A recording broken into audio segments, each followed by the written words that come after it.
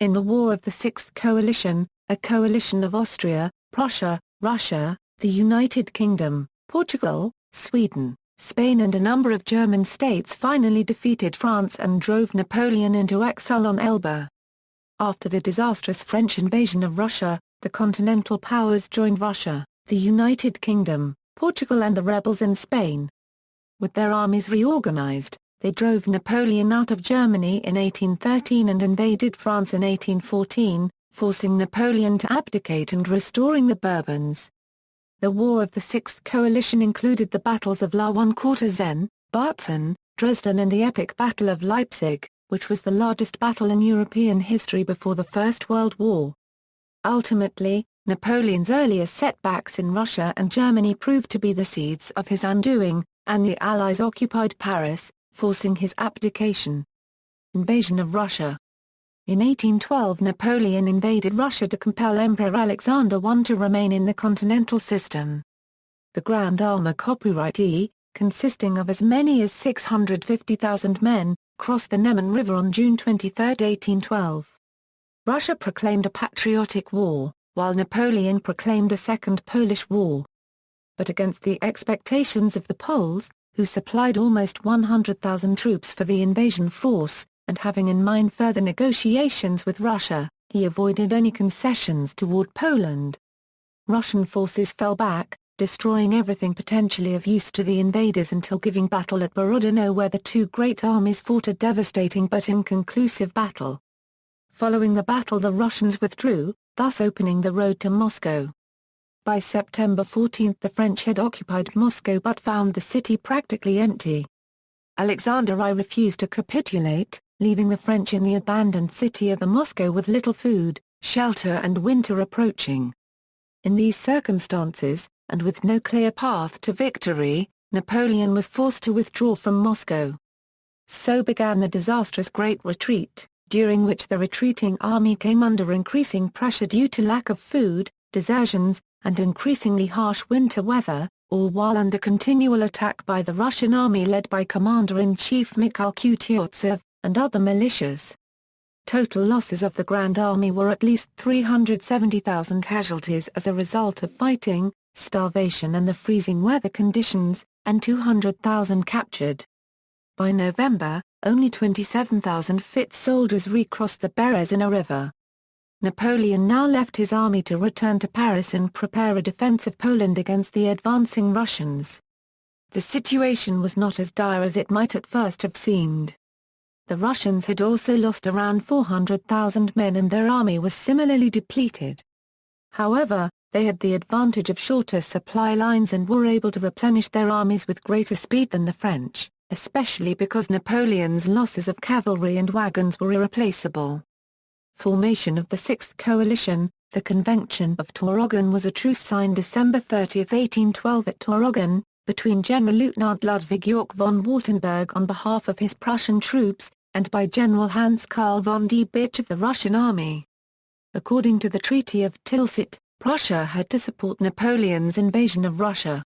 This resulted in some Prussians leaving their army to avoid serving the French, like Karl von Clausewitz, who joined Russian service. When Yorck's immediate French superior Marshal MacDonald retreated before the corps of Diebitsch, Yorck found himself isolated. As a soldier his duty was to break through, but as a Prussian patriot his position was more difficult. He had to judge whether the moment was favorable for starting a war of liberation. And, whatever might be the enthusiasm of his junior staff officers, Yorck had no illusions as to the safety of his own head, and negotiated with Clausewitz. The Convention of Tauroggen Armistice, signed by Diebitsch and Yorck, neutralized the Prussian corps without consent of their king. The news was received with the wildest enthusiasm in Prussia, but the Prussian court dared not yet throw off the mask, and an order was dispatched suspending Yorck from his command pending a court-martial. Diebitsch refused to let the bearer pass through his lines, and the general was finally absolved when the Treaty of Kalisz definitely ranged Prussia on the side of the Allies. Seeing an opportunity in Napoleon's historic defeat, Prussia re-entered the war, proclaiming a crusade of German liberation against Napoleonic France. On January 9, 1812, French troops occupied Swedish Pomerania to end the illegal trade with the United Kingdom from Sweden, which was in violation of the continental system. Swedish estates were confiscated and Swedish officers and soldiers were taken as prisoners. In response, Sweden declared neutrality and signed a secret treaty with Russia against France and Denmark-Norway on April 5. Later on July 18, the Treaty of Örebro formally ended the wars between the United Kingdom and Sweden and Russia. On March 3, 1813, after the United Kingdom agreed to Swedish claims to Norway, Sweden entered an alliance with the United Kingdom and declared war against France, and on June the same year the former formally entered the coalition. War in Germany. Napoleon vowed that he would create a new army as large as that he had sent into Russia, and quickly built up his forces in the east from 30,000 to 130,000 and eventually to 400,000. Napoleon inflicted 40,000 casualties on the Allies at La One-Quarterzen and Bautzen, but he himself lost about the same number of men during those encounters. Both battles involved total forces of over 250,000 €, making them some of the largest battles of the Napoleonic Wars to that point in time.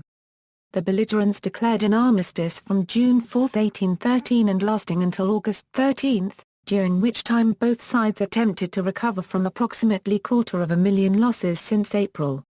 During this time Allied negotiations finally brought Austria out in open opposition to France. Two principal Austrian armies were deployed in Bohemia and northern Italy, adding 300,000 troops to the Allied armies. In total the Allies now had around 800,000 frontline troops in the German theatre with a strategic reserve of 350,000. Napoleon succeeded in bringing the total imperial forces in the region up to around 650,000. The Confederation of the Rhine furnished Napoleon with the bulk of the remainder of the forces, with Saxony and Bavaria as principal contributors. In addition, to the south Murat's Kingdom of Naples and Eugenio de Beauharnas's Kingdom of Italy had a combined total of 100,000 men under arms. In Spain an additional 150 200,000 French troops were being steadily beaten back by Spanish and British forces numbering around 150,000.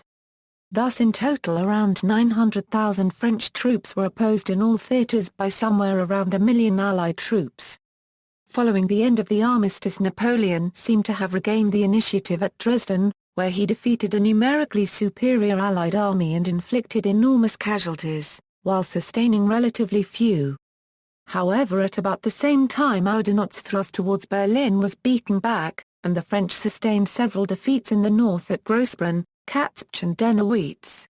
Napoleon himself, lacking reliable and numerous cavalry, was unable to fully take advantage of his victory, and could not avoid the destruction of a whole army corps at the Battle of Kulm, further weakening his army. He withdrew with around 175,000 troops to Leipzig in Saxony, where he thought he could fight a defensive action against the Allied armies converging on him.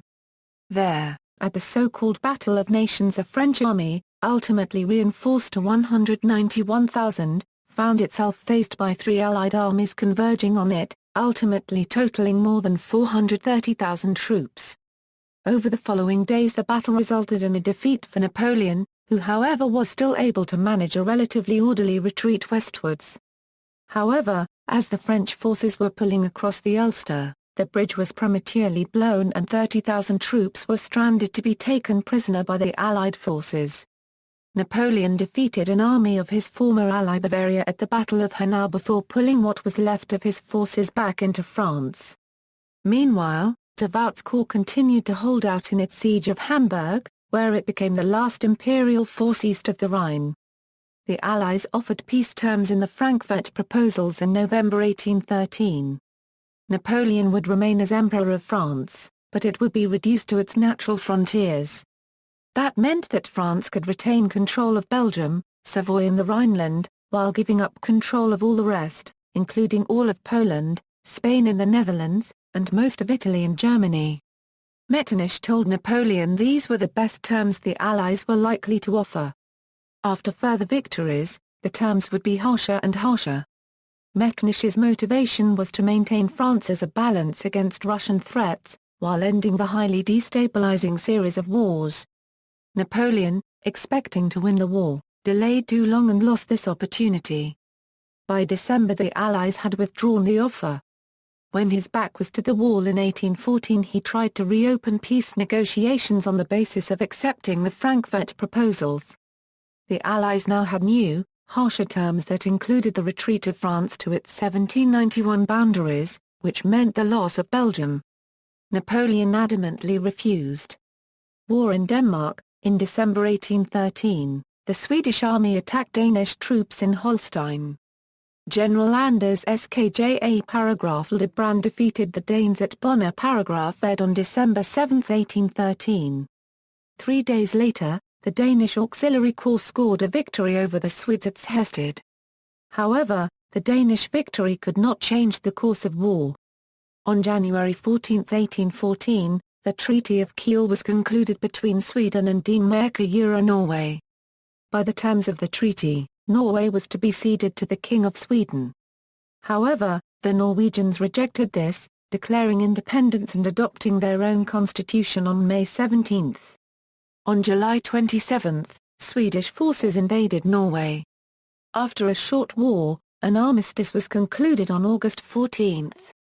Norway agreed to enter into a personal union with Sweden as a separate state with its own constitution and institutions, except for the common king and foreign service. The union between Sweden and Norway was formally established on November 4, 1814, when the Parliament of Norway adopted the necessary constitutional amendments, and elected Charles XIII of Sweden as King of Norway. Peninsular War. While events unfolded in the east, the Peninsular War in Iberia continued to be Napoleon's Spanish ulcer, tying down hundreds of thousands of French soldiers. Arthur Wellesley, Duke of Wellington, finally broke the French power in Spain and forced the French to retreat. In a strategic move, Wellington planned to move his supply base from Lisbon to Santander. The Anglo-Portuguese forces swept northwards in late May and seized Burgos. They then outflanked the French army, forcing Joseph Bonaparte into the valley of the river Zadara. At the Battle of Vittoria, June 21, the 65,000 French under Joseph were routed by 53,000 British, 27,000 Portuguese and 19,000 Spaniards. Wellington pursued and dislodged the French from San Sebastián, which was sacked and burnt. The Allies chased the retreating French, reaching the Pyrenees in early July. Marshal Soult was given command of the French forces and began a counter-offensive, dealing the Allied generals two sharp defeats at the Battle of Mayer and the Battle of Roncesvalles. Yet, he was put again onto the defensive by the British Army and its Portuguese allies, lost momentum, and finally fled after the Allied victory at the Battle of Saroran. The Battle of the Pyrenees saw Wellington fighting very far from his supply line and winning by a mixture of maneuver, shock and persistent hounding of the French forces. On October 7, after Wellington received news of the reopening of hostilities in Germany, the coalition allies finally crossed into France, fording the Bidassoa River. On December 11, a beleaguered and desperate Napoleon agreed to a separate peace with Spain under the Treaty of Vilnius Section I, under which he would release and recognize Ferdinand VII as King of Spain in exchange for a complete cessation of hostilities. But the Spanish had no intention of trusting Napoleon, and the fighting continued on into France. War in France. During the last months of 1813 and into 1814, Wellington led the Peninsular Army into southwest France, fight a number of battles against Marshal Soult and Suchet. The Peninsular Army gained victories at Verapaz, the Battle of Nivelles, the Battle of Nive near Bayonne, the Battle of Ordes and the Battle of Toulouse. After retreating from Germany, Napoleon fought a series of battles, including the Battle of Arcis-sur-Aube, in France, but was steadily forced back against overwhelming odds. During the campaign he had issued a decree for 900,000 fresh conscripts, but only a fraction of these were ever raised. In early February Napoleon fought his 6 days campaign, in which he won multiple battles against numerically superior enemy forces marching on Paris. However, he fielded less than 80,000 soldiers during this entire campaign against a coalition force of between 370,000 and 405,000 engaged in the campaign. At the Treaty of Chaumont the Allies agreed to preserve the coalition until Napoleon's total defeat. The Allies entered Paris on March 30, 1814 after a short battle. Abdication and peace. Napoleon was determined to fight on, proposing to march on Paris. His soldiers and regimental officers were eager to fight on. But Napoleon's marshals and senior officers mutinied. On April 4, Napoleon was confronted by his marshals and senior officers, led by Ney. They told the emperor that they refused to march. Napoleon asserted that the army would follow him. Ney replied, "The army will follow its chiefs." Napoleon abdicated on April 11, 1814 and the war officially ended soon after, although some fighting continued until May. The Treaty of Fontainebleau was signed on April 11, 1814 between the Continental Powers and Napoleon, followed by the Treaty of Paris on May 30, 1814 between France and the Great Powers including Britain. The victors exiled Napoleon to the island of Elba, and restored the Bourbon monarchy in the person of Louis XVIII. The Allied leaders attended peace celebrations in England in June, before progressing to the Congress of Vienna, which was held to redraw the map of Europe. See also, the 100 Days or the War of the Seventh Coalition. Notes.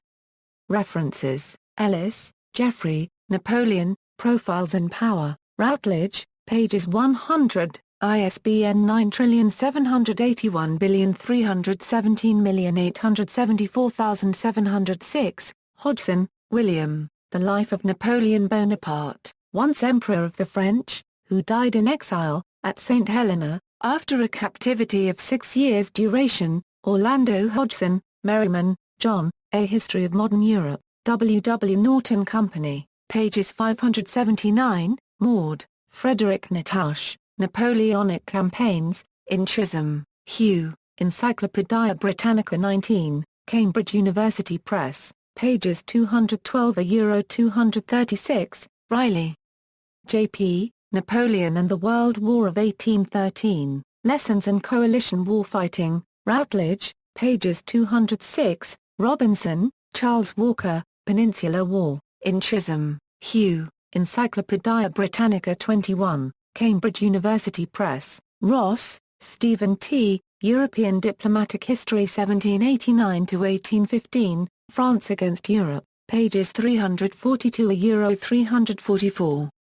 Further reading: Kate, Curtis, The War of the Two Emperors, The Duel Between Napoleon and Alexander, Russia, 1812, Random House, Delderfield, Ronald Frederick, Imperial Sunset, The Fall of Napoleon, 1813–14, Stein and A., Leggear, Michael 5, The Fall of Napoleon, Volume 1, The Allied Invasion of France, 1813–1814-1, Cambridge University Press, La 1 Cortacé, Martina, Anti-Napoleonic Wars of Liberation, in Ness, Emmanuel, The International Encyclopedia of Revolution and Protest, 1500 Present, Malden, Massachusetts, Wiley Blackwell, pages 188–190, ISBN 9781405184649, Muir, Rory, Britain in the Defeat of Napoleon,